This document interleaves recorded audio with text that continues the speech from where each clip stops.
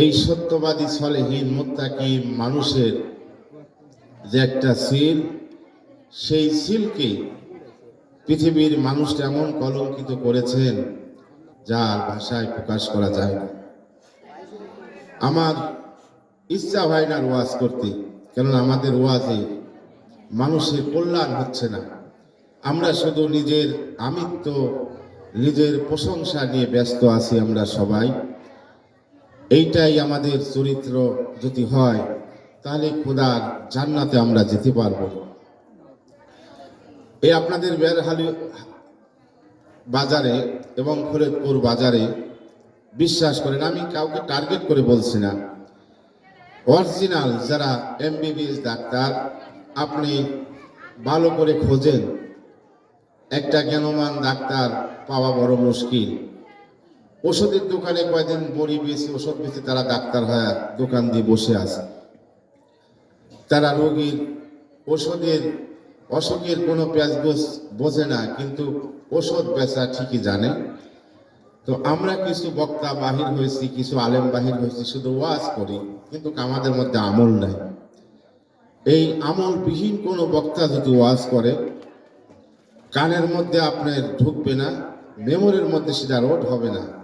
অতএব রাসূলুল্লাহ সাল্লাল্লাহু আলাইহি সাল্লাম বলেছেন, শেষ জামানায় কিছু আলেম ওলামা বের হবে, কিছু ওয়াজিং বের হবে, কিছু মৌলানা হাফেজ কারি বের হবে। তারা মুখে কথা বলবে নবী রাসূলের, অন্তরের মধ্যে থাকবে নমরুদ ফিরাউন। সাবধান, আপনি হক জিনিসটা কোরআন থেকে নেবেন, হকটা কোরআন থেকে নেবেন। কেন? কোরআনের মধ্যে কোনো ভুল নাই, কোরআনের মধ্যে কোনো সন্দেহ নাই। কোরআন যেদিকে দিক নির্দেশনা দিয়েছেন, আপনি ঠিক সেই দিকেই পথ চলেন। কে বা কারা কি বলল, কোন ওজিফা, কোন তরিকা, এগুলো কিছুই আমল করার দরকার নাই। আল্লাহ যদি আমাকে আপনাকে বিচার করে যদি জাহান্নামের রায় ঘোষণা করে, এই জাহান্নামের রায় মানে আল্লাহ পাক যদি করেন, সেই রায় ক্যান্সেল করার মতন যোগ্যতা সম্পন্ন কোনো ব্যক্তিকে আপনাদের এলাকায় আছে?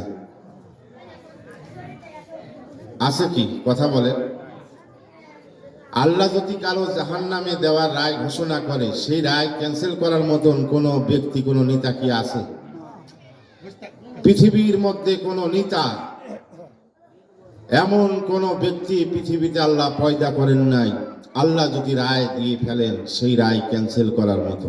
অতএব আপনি ছিলেন না, এসেছেন, আবার একদিন থাকবেন না, এটাই সত্য। আপনি যদি নিজেকে পরিশুদ্ধ করতে চান, প্রতিদিন আপনার বাবা মা দাদা দাদির কবরে জিয়ারত করবেন, আপনার মন আস্তে আস্তে এমনিতেই পরিবর্তন হয়ে যাবে, আমলের দিকে চলে আসবে। আপনি আপনার বাবাকে গত বছর মাটি দিয়ে এসেছেন, একবার কি কবরের পাশে দাঁড়াইছেন?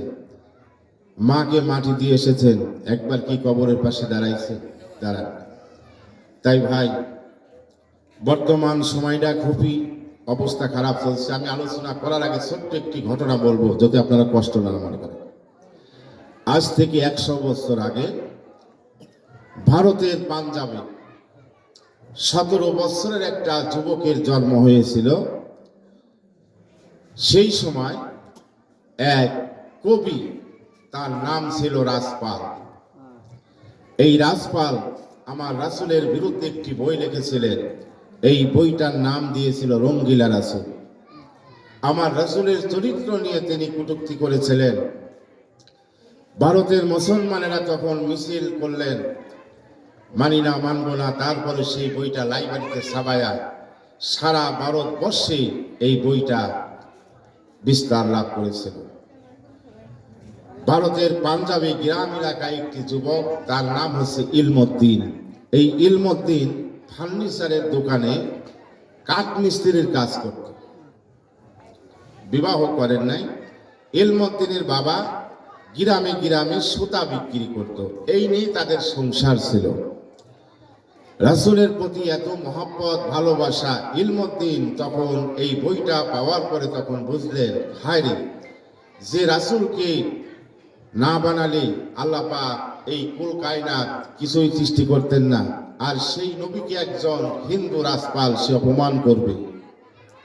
আমি আল্লাহর দরবারে যখন যাব তখন আল্লাহ জিজ্ঞাসা করি, ইলমুদ্দিন তুমি থাকা অবস্থায় আমার রাসূল কি ইহুদি নাসারারা কটূক্তি করেছে, তুমি কোনো প্রতিবাদ করো নাই, তাহলে তো আমার জীবনটাই মিছে। এই জীবন আমার থেকে কি লাভ? তিনি তার বাবা মার কাছ থেকে দোয়া নিলেন, বলতেছেন আব্বা আমাকে জন্ম দিয়েছিলেন, মা আমাকে জন্ম দিয়েছিল, তোমরা আমার প্রতি কোনো দাবি রেখো না, আমি যত সময় পর্যন্ত রাসূলের দুশমনকে হত্যা না করব তত সময় আমি জন্মভূমিতে আর পাড়া দেব না। তো সুবহানাল্লাহ কোন আপনারা কি ক্লান্ত? আমি আপনাদের সেই সুললিত কণ্ঠে ওয়াজ শোনাবো না। ওয়াজ জীবনে বহুত শোনাইছি, বহুত করেছি, এখন আর ওগুলো ভালো লাগে না। এখন মানুষ কিভাবে আল্লাহর পথে আসবে সেই ওয়াজ আমাকে যেখানেই দাওয়াত করে সেখানে একটু সেইটাই করি। তাই আমার জন্য একটু দোয়া করেন, আমি যেন অল্প সময়ের মধ্যে ইনশাল্লাহ বিদায় নবীর পরে আমার দোস্ত সৈয়দ আল বিলালী সাহেব এই ইলমুদ্দিন আজ থেকে 100 বছরের সেই ঘটনাটা বলেই আমি ইনশাল্লাহ আসল কথার দিকে যাব। ইলমুদ্দিন তখন তার বাবা কি ডাক দিয়ে বলতেছেন, বাবা আমাকে বিদায় দাও। সম্মানিত ভাইরা, ভারতের পাঞ্জাব থেকে পায়ে হেঁটে হেঁটে তিনি রওনা করলেন আর প্রতিজ্ঞা করলেন, যত সময় পর্যন্ত আমি রাসূলের দুশমনকে হত্যা না করব এত সময় পর্যন্ত আমি জন্মভূমিতে পাড়া দিব না। ইমানদার হচ্ছেন সেই ব্যক্তি যারা রাসূলের ব্যথায় ব্যথিত হয়। আমার রাসূলকে নিয়ে কটূক্তি করবে এমন নাসারা ইবলিস এই পৃথিবীতে থাকতে পারে না। মুসলমান, একজন মুসলমানের চোখের নজর 70টা কাফেরের চাইতে বিষাক্ত। সম্মানিত ভাইরা, ইলমুদ্দিন রওনা করলেন। আম্মা জান গর্ভধারিণী মার কাছ থেকে দোয়া নিলেন। আম্মা জান বলতেছেন, যা বাবা ইলমুদ্দিন রে, আমি তোমার জন্য দোয়া করে দিলাম, যত সময় নবীর দুশমনকে হত্যা না করবি এত সময় আমার জন্মভূমিতে ইলমুদ্দিন আর পাড়া দিবি না। মায়ের দুয়ারে রওনা করলেন। এই ইলমুদ্দিন তিনি ভারতের দিল্লির শহরে চলে গেলেন। দিল্লির শহরে আনাচে কানাচে তালাশ করতে লাগলেন আর লোকজনের কাছে জিজ্ঞাসা করেন, ভাইজান আপনারা কি রাজপালেক চেনেন? বলে, কেন? রাজপালের সাথে আমার একটা পরামর্শ আছে। ইলমুদ্দিন দেশে থাকা অবস্থায় কাঠমিস্ত্রির যে মহাজনের বাড়ি কাম করতেন, মহাজনের কাছে যাইয়া 1000 টাকা অগ্রিম তিনি চেয়েছিলেন।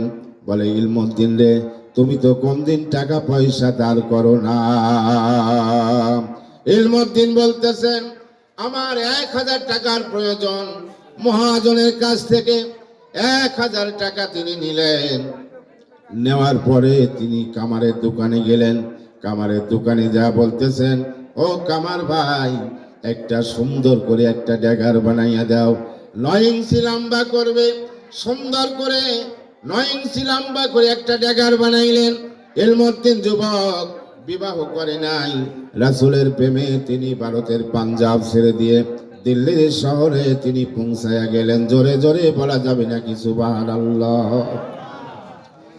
আমার বন্ধুগণ, আমার রাসূলকে যারা মহব্বত করবে, ভালোবাসা দিবে, তাদের বেশি নামাজ রোজা হজ যাকাত যদি কাজে না লাগে তাহলে নবীর মহব্বতের খাতিরে একদিন জান্নাতে চলে যাবে।